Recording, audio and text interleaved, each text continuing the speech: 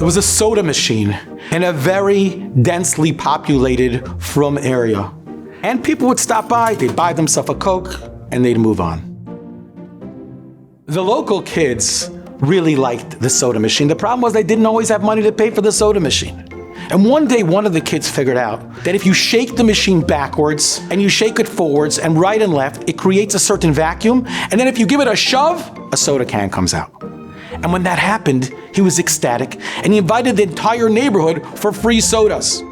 The next day, the Jewish owner of the soda machine comes back. There's no sodas left, only diet, and there's no money either. He chops what was happening. He says, you know what, this is not okay. And he fixes the machine that when you shake it, nothing happens. But you know, if there's a will, there's a way. The next day the kids come, shake it this way, shake it that way, no sodas. And one kid who had a particularly skinny, long hand, he crouches down, he puts his hand into the soda machine, he puts his hand up, he twists it this way, twists it that way, boom, out with the soda can. The next day the guy comes back, no sodas left, besides the diet, also no money. And now he's upset.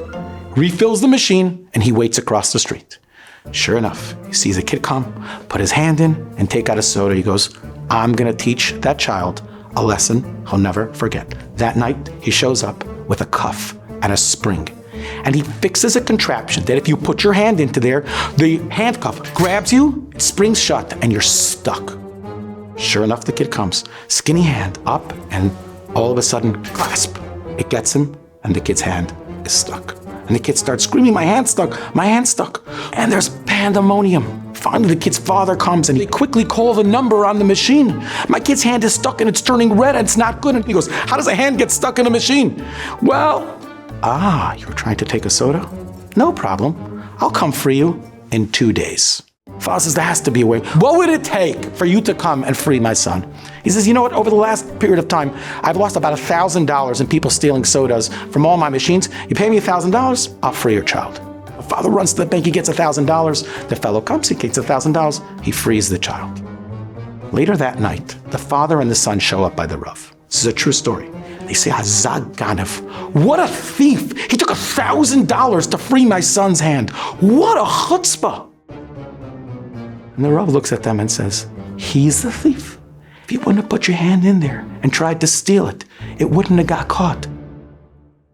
You know, my friends, we've been doing Vayamayim for a while, and maybe we're about to see something we don't look a second time, and that's fantastic.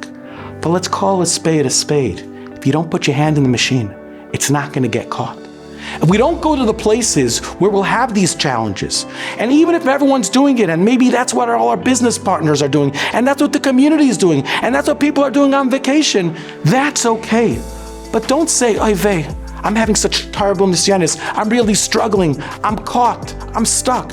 If you don't put your hand in the first place, you don't get caught, you don't get stuck. Let's try to work on the next step of Vayamayim, of being careful not to go to places where we'll find ourselves stuck and have to pay a high price when that happens.